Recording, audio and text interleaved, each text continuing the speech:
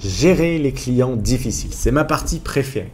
Au-delà des différences culturelles, il y a toujours des clients plus difficiles à gérer. Ces personnes peuvent être frustrées, non seulement par leur expérience de voyage, mais aussi par des événements personnels. Cela devient alors une tâche délicate de gérer leurs émotions tout en résolvant le problème. Imaginons une situation où un voyageur européen se plaint en disant que le logement ne correspond pas à ses attentes. On l'a déjà tous vécu. Ce client peut être fatigué de son trajet, ayant des attentes élevées et il devient très négatif. Dans ce cas, il est important de garder son calme et d'aborder la situation avec empathie. Plutôt que de répondre immédiatement sur le ton du problème, vous pouvez d'abord reconnaître sa frustration. Par exemple, je comprends tout à fait ce que vous soyez déçu et j'en suis désolé que le logement ne réponde pas à vos attentes. Permettez-moi de voir comment on peut résoudre cette expérience. Cette simple accroche permet souvent de désamorcer toutes les tensions. Un autre exemple, des clients américains se plaignent de l'absence de certains équipements qu'ils considèrent comme standards, comme une cafetière ou une connexion Internet rapide. Même si cela peut sembler trivial, il est important de ne pas sous-estimer ces attentes. Vous pourriez proposer une solution rapide, comme l'achat d'un petit équipement manquant, ou proposer une compensation, toujours dans l'optique de garder une bonne relation. Protégez votre écosystème. Il est crucial de savoir gérer les situations qui peuvent impacter l'ensemble de votre écosystème. Imaginons un cas où un client se montre particulièrement agressif et critique envers votre équipe. Cela ne correspond peut-être qu'à 1 ou 2% de vos échanges, mais si mal géré, cela peut perturber tout le moral de vos employés et vous faire perdre du temps précieux. Un exemple, un voyageur mécontent menace de laisser un commentaire négatif s'il n'obtient pas un remboursement complet pour un petit problème mineur, comme une lampe qui ne fonctionne pas.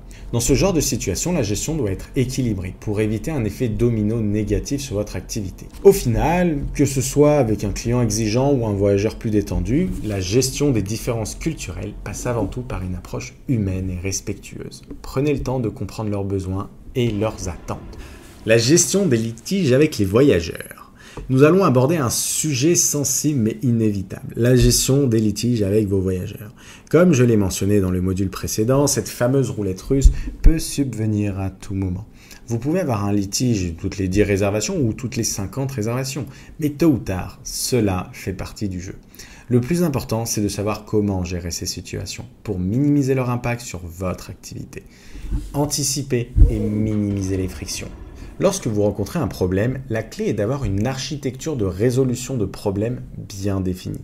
Cela vous permet de limiter les frictions que le litige pourrait avoir sur votre écosystème. La première étape, avant tout, est de collecter les preuves.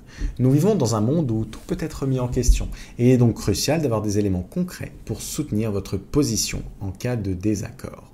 Ensuite, il faut évaluer le niveau de gravité de la situation. Cette évaluation doit se faire à 2 niveaux. D'abord sur l'aspect pratique du séjour, mais aussi sur le plan humain. Chaque personne réagira différemment face au même problème. Dans le cas numéro 1, un voyageur trouve une araignée dans sa chambre. Une personne pourrait simplement l'écraser et ne rien dire, tandis qu'une autre vous contactera immédiatement pour demander une intervention, voire même un remboursement. Et dans certains cas, un voyageur pourrait même décider de quitter les lieux sans autre explication. Ce type de situation, bien que mineur, peut très vite devenir un cauchemar s'il n'est pas bien géré. Prenons un autre exemple. Supposons qu'un appareil électroménager ne fonctionne pas correctement. Un voyageur compréhensif acceptera une réparation rapide, mais un autre pourrait exiger un geste commercial ou une compensation pour le désagrément. Et c'est là que l'évaluation du niveau de gravité devient importante pour éviter d'envenimer la situation. Prévenir les impacts négatifs. Il est essentiel de gérer ces situations de manière à éviter un impact négatif fantôme, notamment sur vos notes et vos avis. Nous savons tous à quel point ces notes sont cruciales pour votre positionnement dans les algorithmes de plateformes de location et donc pour vos revenus. C'est pourquoi, chez Albert, nous avons développé une stratégie proactive pour gérer ces situations avant qu'elles échappent à tout contrôle. Notre stratégie repose sur 2 actions majeures qui sont simples mais ultra efficaces.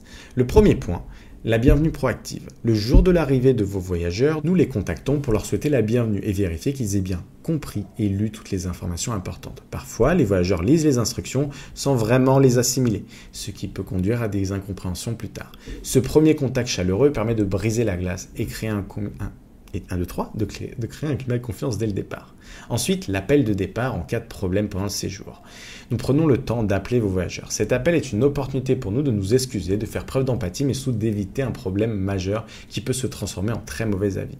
Nous avons remarqué qu'il était plus facile de prévenir les mauvais avis en étant proactif et en les évitant plutôt que de toujours courir après les bons avis. En mettant en place ces stratégies, vous protégez non seulement votre écosystème, mais vous limitez aussi l'impact des litiges sur votre activité grâce au service client. Les problèmes ne disparaîtront pas, mais vous serez mieux armé pour les gérer sans qu'ils affectent votre journée, votre équipe ou même votre réputation. Comme je l'ai dit, même situation ne représente que 1 à 2% de vos échanges, elles peuvent avoir un effet disproportionné si elles sont mal gérées.